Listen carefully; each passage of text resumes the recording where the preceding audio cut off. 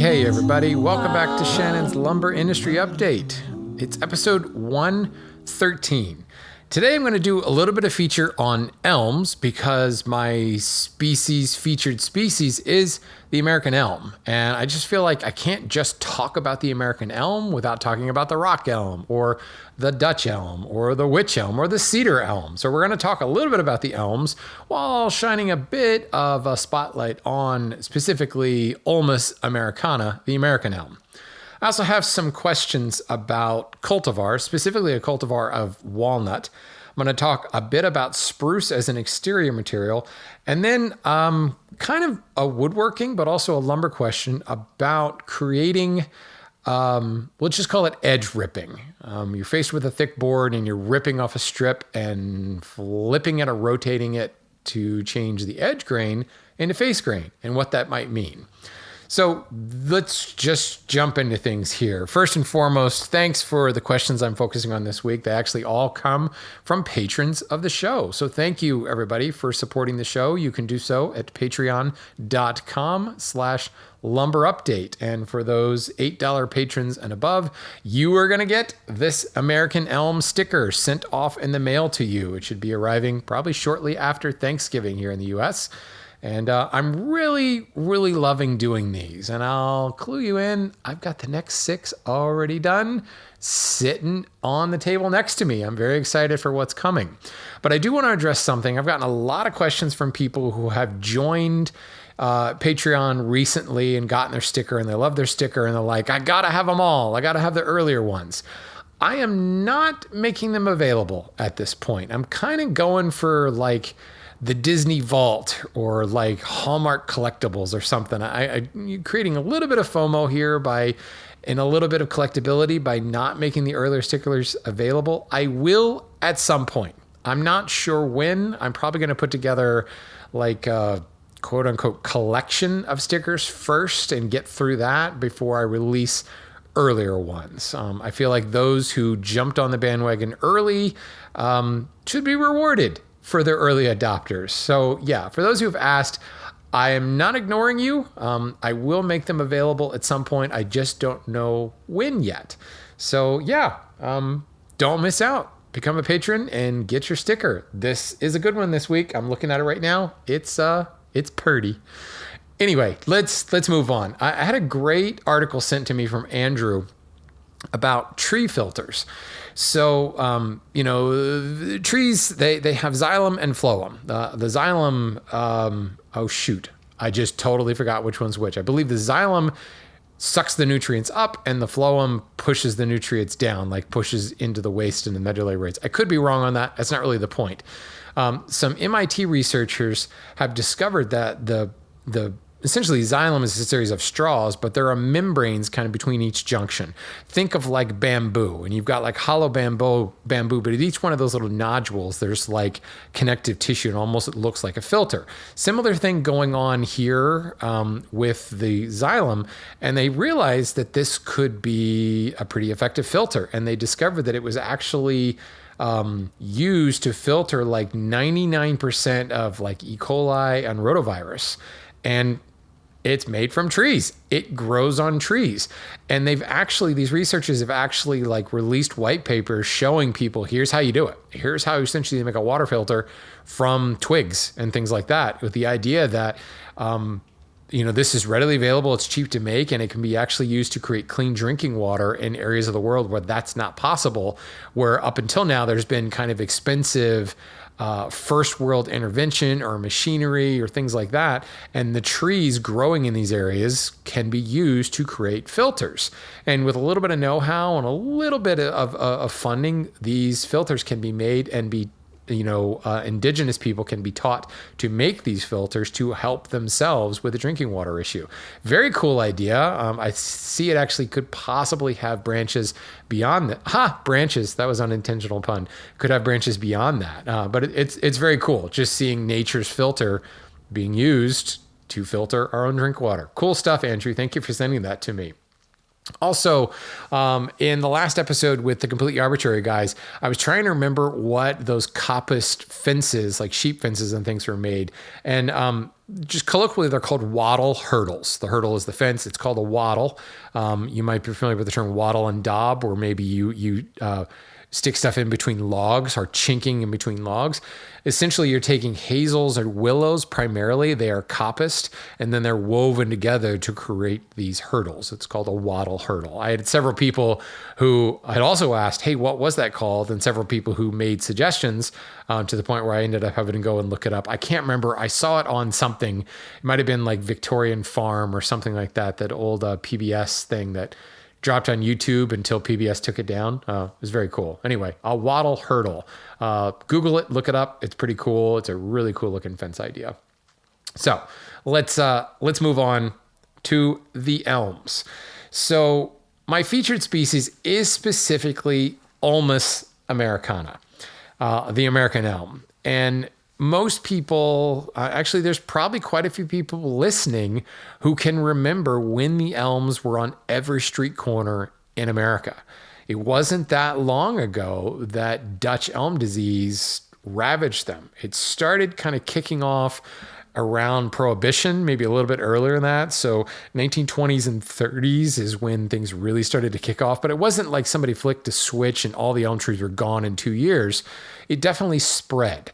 So there are people who are around in the 50s that remember when elms were everywhere. And the elm tree, it was immediately recognized as shade tolerant, sun tolerant, poor soil tolerant, concrete tolerant, and it was planted everywhere to provide shade in cityscapes. It's a great shade tree. It kind of grows in like a vase-like shape. In fact, that's one of the easy ways to identify an elm is that vase shape. And not just American elm, but many different elms. They tend to have that same silhouette, if you will. And they began to be planted by developers because they very, very quickly grew up fast. They didn't require a lot of maintenance. They were able to tolerate all the nastiness in cities. And again, think about like industrial age cities and frankly, the sheer pollution before we kind of figured out that we needed to not do that stuff. So they were everywhere. And Dutch elm, very similar to what we're dealing with Thousand Canker, with powder post, with emerald ash borer. It was introduced from, somewhere else, brought in on the back of something. And Dutch elm was really a fungus that began to just kill these trees like mad. They were just coming down left and right. And in many instances, when the tree is infected, it would be within a matter of years before that tree was dead and gone. But it began to spread basically from coast to coast. So certainly as you move further west, the elm trees have hung around a little bit longer. It's really similar to the American chestnut blight in that it's one of those just sad stories of the tree world where it's just nothing left. It's not nearly as sad as the chestnut, whereas the chestnut was completely wiped out. And while we've talked in the past about some genetic engineering and bringing chestnuts back, the elm, it really is susceptible to this after it's a couple years old. And one of the reasons the elm was planted so widely is because it just takes in anything and it spreads really easily. So there are elm trees popping up everywhere. There's saplings all over the place. But when they get to like 2 or 3 years old, they get infected by Dutch elm and it's all over. So elm as a lumber species today, they're generally small boards because the trees never really get that big. The trees die off and, they get cut down and you end up with, telephone pole sized trees. Some lumber can still come from that. But yeah, it's kind of the sad story. It's like they're never really allowed to grow to maturity. Sometimes it happens. Sometimes you see them. There are trees in kind of protected environments. If you go to an arboretum or something like that, I know up the road from me at Longwood Gardens, they have a couple of elm trees. And I don't know what they're doing to keep them, away from Dutch elm. I'm sure actually I should go up there and talk to them. I'd love to interview somebody at Longwood Gardens. Maybe that's for a future episode. But somehow people who know what they're doing are keeping them away from Dutch elm, or maybe they figured out a way to treat it or hold it at bay. But there are cultivars today that are being grown that will be immune to Dutch elm, and maybe we can see those taking over. But it's also one of those slow introduction things. If you run into something that's resistant, you have to worry, what might it outcompete? It's the same thing that's going against the American chestnut. If we'll create a genetically engineered super chestnut, what kind of impact will that have on the rest of the ecosystem if you introduce this? Will that chestnut start choking out the oaks and choking out the maples? It's hard to say. So I imagine even though we have cultivars that are resistant to Dutch elm, it's probably going to be some time before they kind of get introduced into the mainstream population. But let's talk about it from a lumber perspective. Let's start specifically with the American elm. This is kind of a light brown to creamy wood. Think of it in comparison to white oak, the same kind of color palette. It has a coarse to medium texture with some open grain. It is a ring porous wood, but the pores are much, much smaller than something like white oak. So think of it like white oak, but not nearly as grainy. So like crossing a diffuse porous wood, think of something like maple crossed with white oak. You've got that brown color. You certainly have grain patterns. You have more pronounced, like on a flat stone board, the cathedral grains would be more pronounced because of those pores are a little bit larger. But in between all that, you've got kind of a denser, smoother, closed pored wood that you might find in something like maple.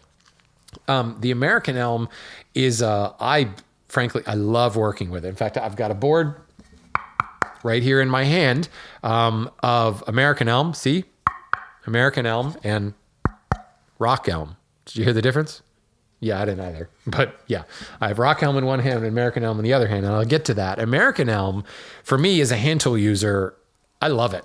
It's about an 800 Janko hardness, so it falls right in there with like cherry and walnut. It's really kind of my sweet spot for hand tool woods.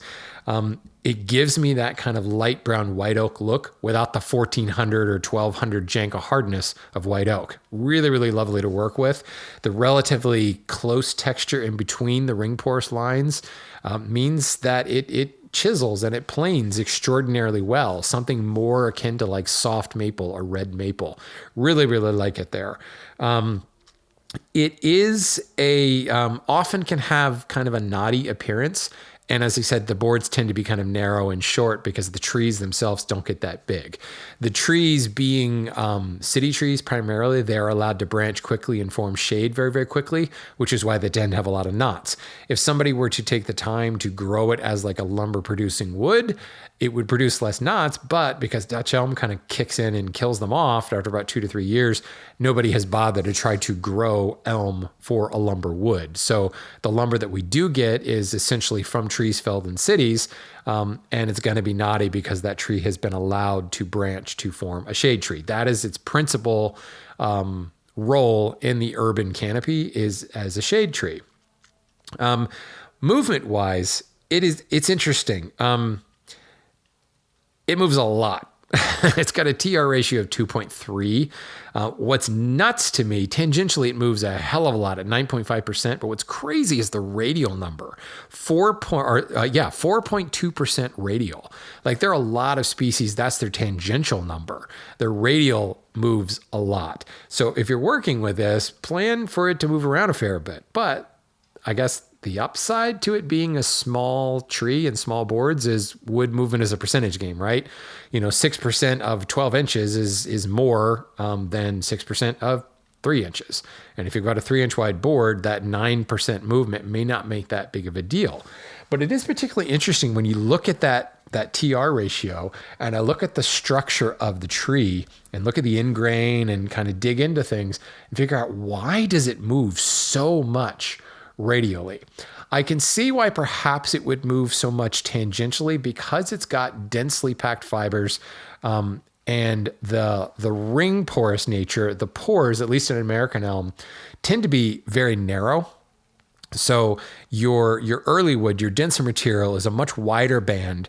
Then you've got this real thin, almost like a single pore wide of the your early wood is the pores, your late wood is the denser stuff in between. So you've got a little bit of expansion room in that buffer zone of the open pores, but the pores are kind of small. And because it's just like one layer of pores wide, there's not that much buffer room. So you've got a lot of denser, closer packed material that as it absorbs wood, it doesn't have a lot of place to go. So it does make sense to me that it would move more tangentially. When I look at the ray form pattern, the rays are, kind of medium size. But the interlocked nature of the grain, I think, is what really causes, like, as those densely packed fibers want to expand, the rays don't resist that much, and the interlock nature kind of like trumps the rays. I like to think of the rays as like spokes on a wheel, and the spokes in a wheel is what gives that wheel strength, what gives that wheel balance. It prevents, it gives something to anchor the hub to. Well, those rays, because the grain is interlocked, which means the rays don't really get to work like spokes. They don't necessarily radiate out radially from the center. Because the grain is interlocking and twisting and turning, you get more of a, I don't want to quite say double helix, but that's the best metaphor. So you don't necessarily have that like compression and tensile strength of a straight radial spoke. It's kind of mixed around and messed around with that interlocking, which is, I think, what allows for so much radial movement. It's particularly interesting as a species to see so much movement, and at face value, look at it and you might think, oh, this looks like it could be maple. Looks like maybe it could be oak with some of that graining, but it's so much less stable. And I think that's why. I could be wrong here, but I think that's why. Certainly, I would view it as a strong wood, and the fact that it's interlocked means that it does not split well at all. In fact, historically speaking, both American elm, but also some of the European elms, like the Dutch elm or the wych elm or the English elm, those tended to actually be used for hubs for wheels, for wheelwrights, because the stuff wouldn't split. And if you think about a wooden hub and a wooden wheel, it's a whole bunch of mortises. Everywhere where those spokes or spindles of a wooden wheel branch out to the outer rim, there is a mortise. So you're taking this hub, you're drilling a hole through the middle for the axle, but then you're also boring a bunch of mortises all the way around the outside of it. And you're basically turning that hub into Swiss cheese. If you were using something like oak, that sucker would split the minute it was put under load. Elm does not split. In fact, I joke because I have a couple of Hanschel School students who recently took a chair making class with Christopher Schwartz, and he sourced some elm. And they were essentially building a stick chair where you rely upon riven wood with a wood that doesn't rive real well. Chris, of course, is on this thing where he's able to build, chairs from, it doesn't necessarily have to be green and riven wood. He's shown a lot of different ways to do that. And thank you, Chris, for showing us that. But I thought it was particularly funny. You're using elm? Like, the stuff does not split. Like, if you wanted a wood that you could use for, tool handles, that might be a good wood to use because it doesn't split. In fact, historically speaking, elm was used to make hockey sticks. If you think about a hockey stick, it goes under a lot of stress, but it's also really, really thin. Like the handle, the shaft of a hockey stick, it can't be more than maybe an inch thick and maybe an inch and a quarter wide. It might even be thinner than an inch thick. And then go down into the blade? Is that what we call it on a hockey stick? I don't know. Canadians, speak up. But it's also quite thin, but it's got to be resilient. You can't have that thing split on you when you think of the abuse that it gets out on the ice. It's a perfect wood for that. You can get it real, real thin, but it won't fall apart on you in that respect. It also was actually used for baskets quite a bit. And sometimes like willow baskets and things like that, you'll find the inner bark is used, or even black ash will sometimes be used, the inner bark.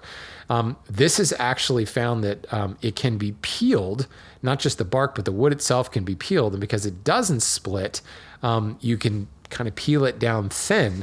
What would be interesting, and I couldn't find the shearing strength number, but I suspect that the shearing strength number of American elm is quite low, which allowed for making baskets that way. Today, it's primarily used as a pulp product. Like I said, it grows super fast. It spreads super fast. Like, you pretty much, if you're growing a pulp plantation, you generally, everything gets cut down, clear cut, and then broadcast seeded and grows back up and cut down every couple of years. I would suspect that they don't have to do a whole lot of broadcast seeding of the elm because it spreads so rapidly all by itself. But because the trees, if left 2 to 3 years old, they die off due to Dutch elm. So it's kind of it pains me to say it's kind of the perfect species for making paper. I suppose if you have to continue for pulp products, like you've got to turn over that plantation really, really quick for the best pulp products. I guess that's making lemonade out of lemons. You know, Mother Nature in some respects has selected, well, not Mother Nature, it's probably mankind's intervention that brought in Dutch elm in the first place, but it's been selected to only live a couple of years. So we're making pulp out of it. That's primarily how it's used today, unfortunately. A lot of times people will actually confuse American elm with ash.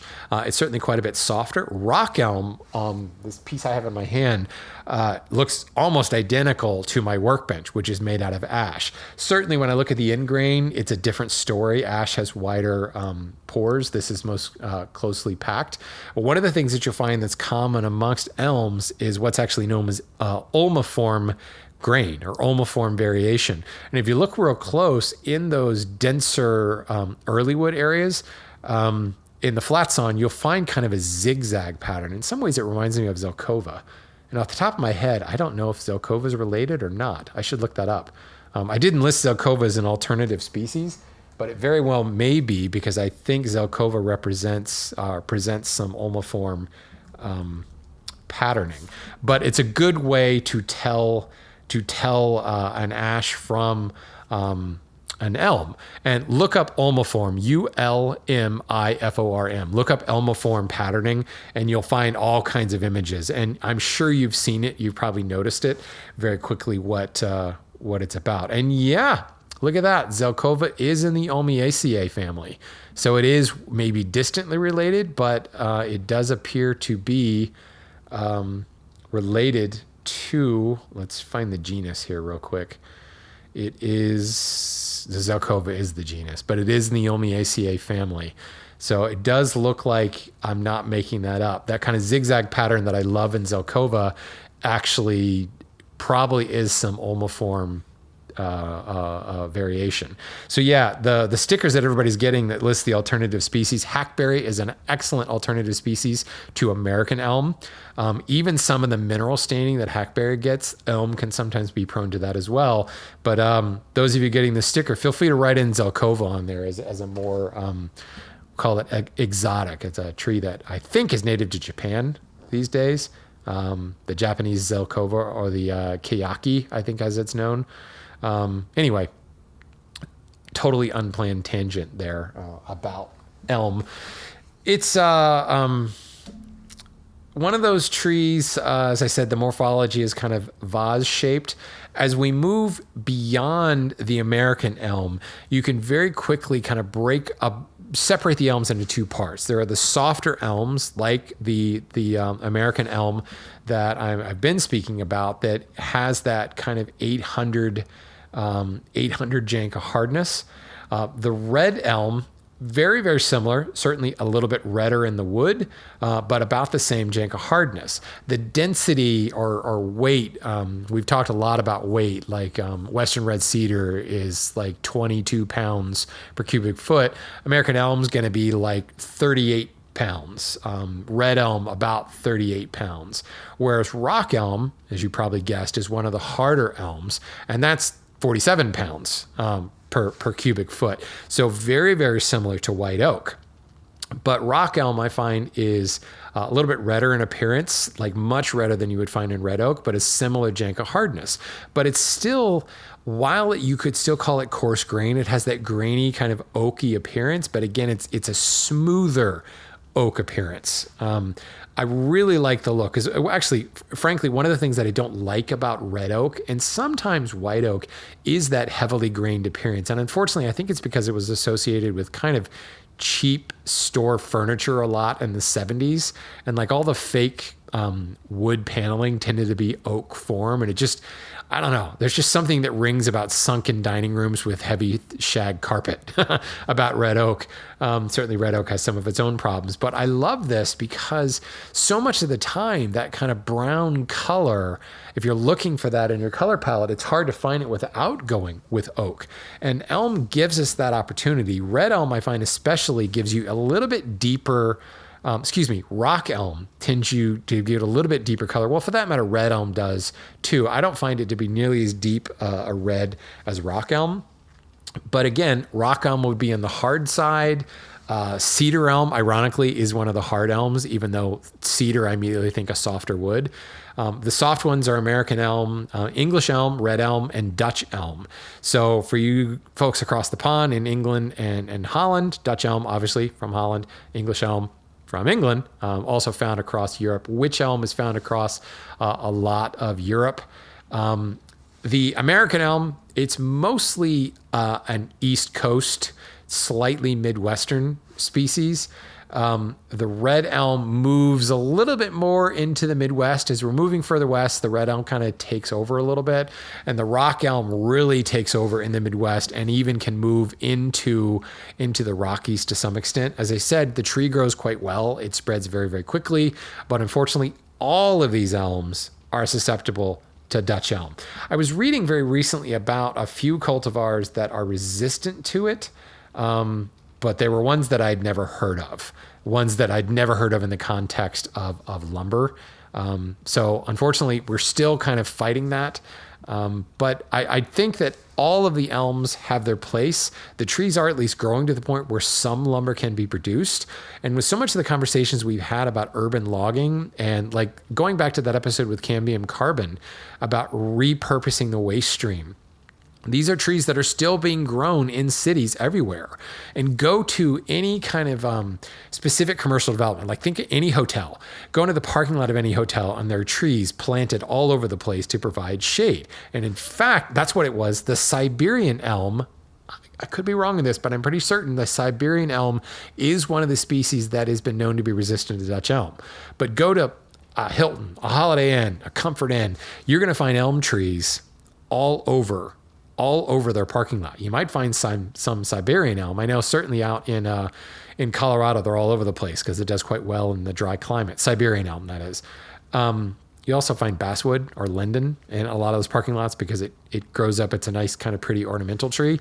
But all of these elms grow, they quickly provide shade, but they're also somewhat ornamental in nature.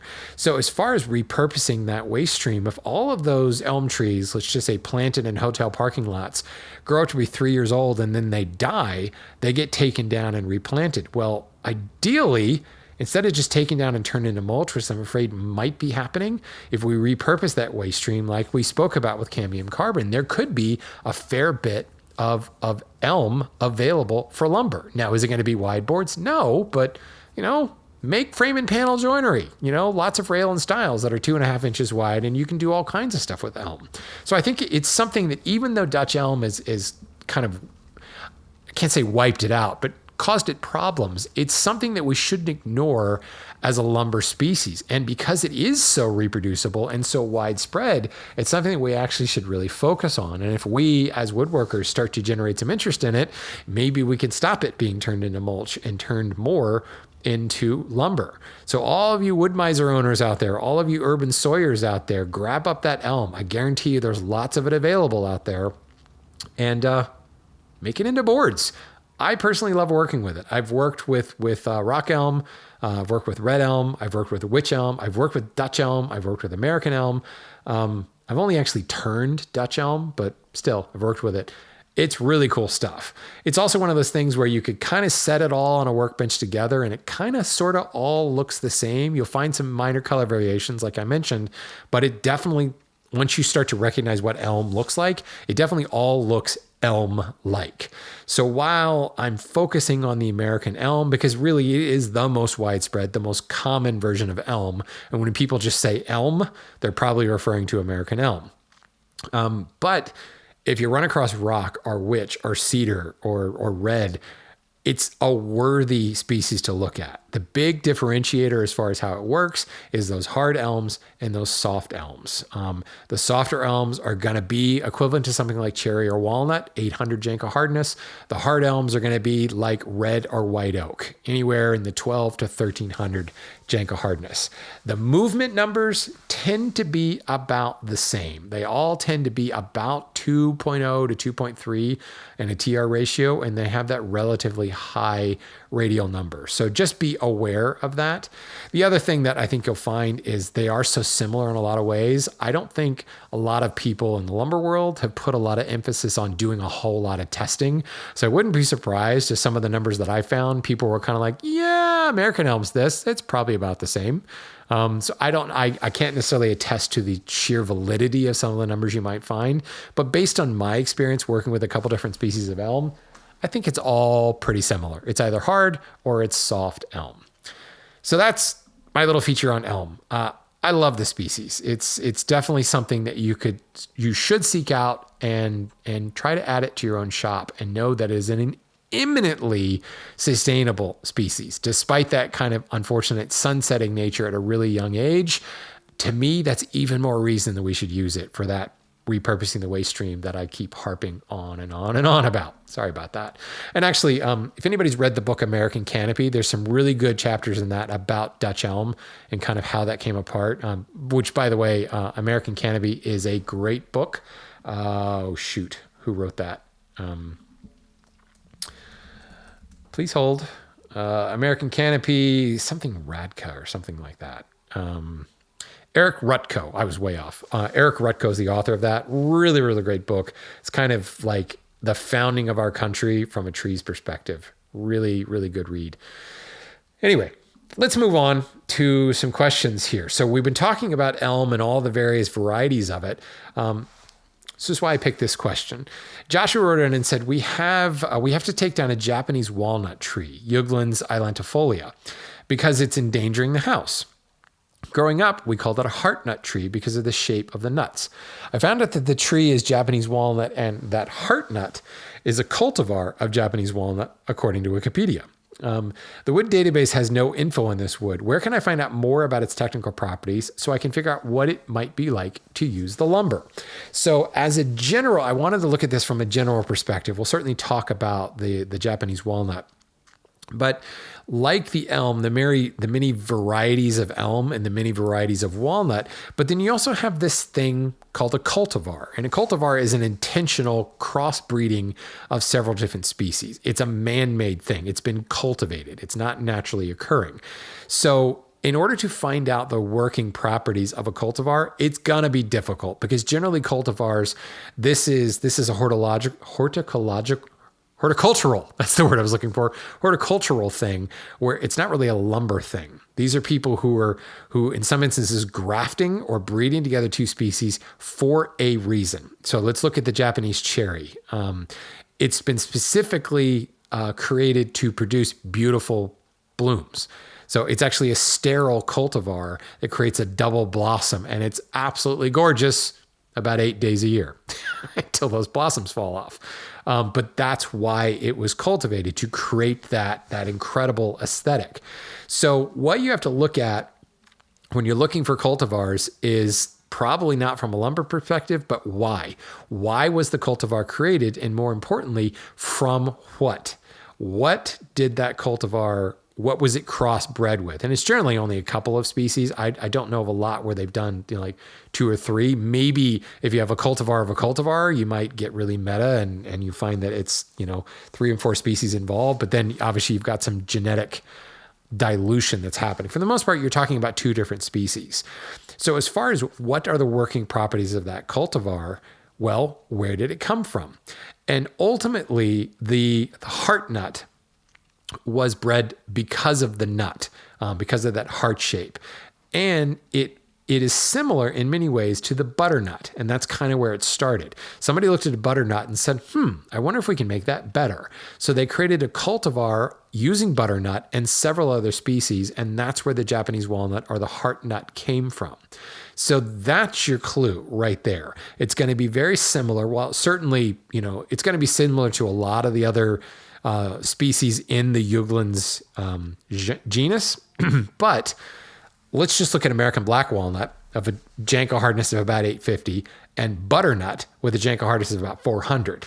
So those are both Juglans, And some people call butternut white walnut. They're very closely related, but dramatically different working characteristics. They look very similar. Like butternut is like bleached walnut. Graining, texture, everything looks very much the same, but it's so much softer. And I think simply because you don't have that same level of density that makes walnut that chocolatey brown. So the Juglans islantifolia is much closer to butternut than any of the other walnuts. So as far as what are the working properties of it, I would look at butternut. In other words, Joshua, oh yeah, you want to use that. Butternut is a joy to work with. It's lovely to finish. In many ways, it's kind of unique. It hits that kind of creamy color without going all the way to the maple to the white woods. It's kind of halfway in between the elms and that kind of faux white oak look and the white woods of walnuts and some of the soft woods like the spruces and things like that. It definitely, I think in many ways it's unique. So I wouldn't be surprised if you found that the wood of that walnut, I'd actually love to see it. I haven't actually seen a cross section of the tree to see if the Japanese walnut tree actually is a darker brown color. I wouldn't be surprised if it's much more of a bleached, whiter, creamier color. So in terms of if I run across a species and I'm able to identify it as a cultivar, you're probably not going to find any kind of technical properties as a lumber species, simply because that's not the point. And the cultivar is usually unique or rare enough of its own right that no one is thinking to use it for lumber.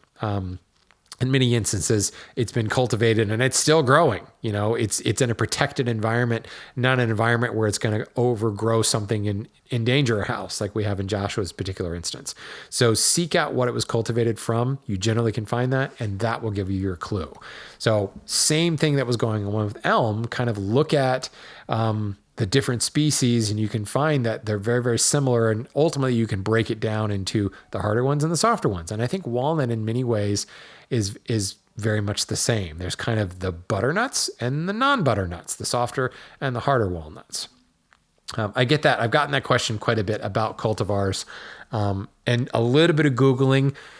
You'll figure out why it was cultivated, why the cultivar was created, and what they started with. And there's your answer right there. This was interesting. I got an email from Six, who is currently a cabinet maker, but also had a previous career in trail work. And he spent 5 years building, maintaining trails up in the White Mountains of New Hampshire. So first of all, Six, thank you. I've hiked on many of those trails. I appreciate the steps that you've put in and the bridges and things like that. All of that trail maintenance, both from a hiker, but from a mountain biking perspective, it's literally backbreaking work, but it's amazing. Fantastic stuff. So thank you for that.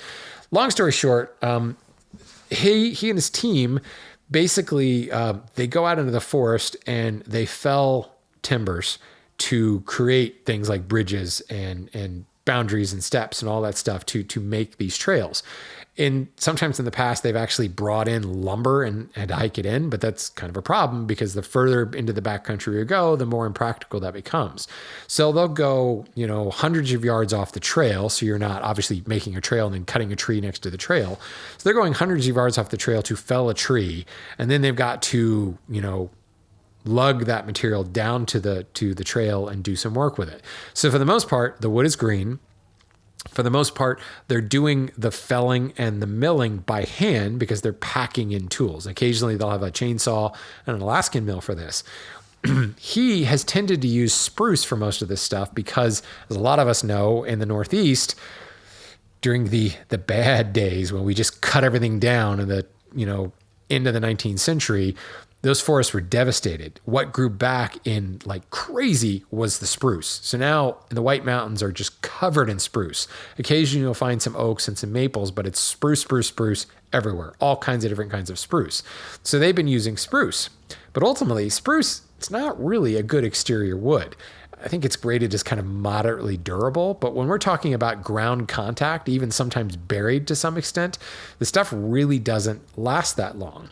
So Six is saying good trail work, good working material for trail work should last anywhere from 20 to 30 years. And if it's not good, it's not going to last 20 to 30 years. And he's saying, occasionally we pass some oaks and some maples, but we're using spruce because of just the sheer volume of it. Is this a mistake? Well, I think it's a lesser of two evils. I wouldn't go with the maples and the oaks because, well, first of all, they're felling it in the spring because you can't really get up there in the winter, and most of the work is being done in the spring. So the sap is rising. Well, maple, what do we know about maple sap? It's maple syrup. It's really, really sweet. The bugs are going to love it. So if you fell that tree and you debark it, like think of the tree as kind of being like the armor in some respects for the living tree. For a dead tree, a felled tree, the bark is a great place for all the bugs and stuff to hang out and build colonies. But also, once you take the bark away, you're kind of like removing some of the work, and those bugs are just going to go to town on a sweet tree like maple. Oak, well, what's going on right now in oak? Powder post beetles like crazy. So if you're felling a green sap rising oak tree, the powder post beetles are going to tear that apart. Plus, you're felling this tree and having to lug it. Both of those trees are going to be significantly heavier and significantly harder to work with than spruce. So I think what you're doing using spruce, simply because it's just everywhere, but also because it's going to be easier to move it. It's going to be easier to work with. And it's not going to fall apart. There are certainly less attractive trees for this. But I think, as you probably know, what's making it last is not so much is the tree rotting away, but like how well constructed is it? If it's being buried, how well is the dirt, packed in around it and things like that? And especially for things like mountain bike trails, that bike will tear things up, and all of the wood being used is in a state of decay anyway. So the wholer you can keep your logs. So certainly debarking is a good idea, just to get rid of the colonies of bugs. Yes, you are exposing the wood, but you're also kind of retarding that initial infestation. You're leaving that log as whole as you can, so it is maintaining some of its structure. The minute you start cutting it into boards, then you're kind of making that decay happen a lot faster. So I think if you know that you're going to be building certain bridges, if you can fell a tree that is about the right diameter for what you're looking for, certainly it will be easier to manufacture it. But I don't think you're going to find a species that's going to be imminently that much more durable. And if you did, it would be in less supply. It would be a lot heavier. It'd be a lot more resinous. It would be harder to work with. So I think in this instance, you're on the right path. There's another unintentional pun for trail making. And that's using the spruce. Really, really interesting to hear from you, though. I appreciate that. He actually sent some pictures. I just love seeing that because as a hiker, mountain biker, camper, love it. Love to see that type of work being done. Finally, let's move on to Nick's question. He says, I have an 8-quarter walnut that I want to make 1.5 inch wide face frames. My question is, can I rip them into 1-inch strips along the edge to get my stock, or would I be better off ripping wider and resawing to 4/4? My question is, am I going to be creating or releasing possibly more stress doing it one way or the other? Would I be getting quartersawn stock by edge ripping? And the reason that I wanted to bring this up, as you guys know, I try not to go too deep into the woodworking side of things on this particular show. That's what Wood Talk's for. But the answer is yes, do this. So if you're not picturing what's happening, imagine you've got a flat sawn 8-quarter board. So that 8-quarter board is 2 inches thick. If you're looking to make a 1.5 inch wide face frame, if you were to take a strip, imagine it's a 6-inch wide 8-quarter flat sawn walnut board. Imagine you were to take across that 6-inch width, lay out a 1 inch, 1 inch from the edge, and rip down that line. So now what I'm left with is a 1 inch wide, 2 inch thick board. But if I rotate that board 90 degrees, now I have a 2 inch face that's 1 inch thick, and it's completely quartersawn.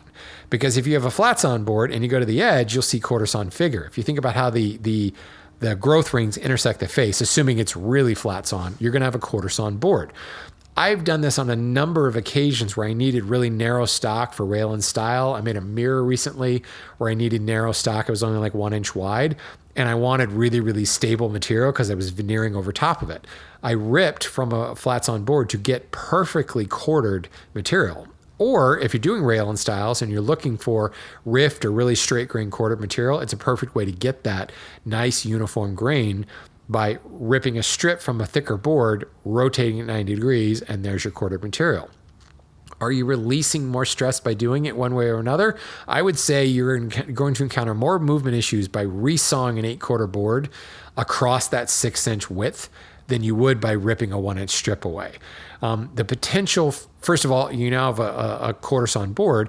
You might get some bowing, along that longer strip. It depends on how long that strip is. But here again, if you're making face frame stock, the release of tension won't be nearly that bad, assuming it was dried well. Your face frame is probably going to end up being 3/4 of an inch thick. So if you rip a 1-inch strip away, you'll get a little bit of bowing. You can probably flatten it out, especially over a shorter face frame for like a cabinet door or something. You're going to get movement either way, but less movement than if you resawed that 6-inch wide board right smack down the middle. So much tension being released, so much moisture differential in general when you resaw. Ripping it is going to be a heck of a lot better. So that's the other thing. Hear from people all the time talking about buying lumber and specifically seeking out quartersawn material. Quartersawn material sometimes is just a matter of how you look at the board, how you orient the board. By rotating that edge up, that edge becomes your face. And now you've got a quartersawn board. So constantly think in terms of in the round. Just because you're sold this flat sawn board doesn't mean it always has to be flat sawn. It's all about how you look at it, literally, how you orient the board. Excellent question, Nick. Thank you for bringing that up. And if anybody doesn't follow that, there's a great project in the hand tool school called the Chippendale mirror, where I actually show that in demonstration. That's that mirror I'm talking about. So I'm going to take this time. I've never done this before, and advertise my other business, the hand tool school. I have a woodworking school online that teaches hand tools and techniques. And I'm saying this now because as this releases, we're a couple days away from Black Friday, and my annual Black Friday/holiday sale is kicking off. So here's my shameless plug. It's not shameless. Let's just call the hand tool school a sponsor of this episode. If you want to save 30% off anything at the hand tool school, go over there starting Black Friday all the way through the end of the year. There's a coupon code you can use, all that fun stuff. Check it out. If you're interested in woodworking and learning hand tool techniques, that's like my other business. That's the bigger business than the Lumber Update show, if you will. And I try to keep them separate, but you know what? Dang it. It's my business. It's my podcast. I'm going to promote it. I love that my promotion is like in the waning seconds of this particular episode. It's like the worst possible place to promote it, I suppose. But anyway, that principle, I do that a lot, actually. I just made a little centerpiece for our Thanksgiving table, and I did the same thing where I ripped thin little strips off of a board, rotate it 90 degrees, and that's the piece that I need. Excellent stuff. So that's the end of this show. I will just say, keep sending in your questions, folks. Go to lumberupdate.com. There's a contact form there. You can email me at lumberupdate@gmail.com. You can even reach out to me on Instagram. Although I will say, if you have a question for the show, it's better to email me or send it into the contact form. Oftentimes I get some cool questions in my DMs on Instagram, and then I forget about them, and they're very difficult to find. So if you do submit a question in my DMs, and I have responded to you, most often I'm saying, hey, could you email that to me so that I don't forget it?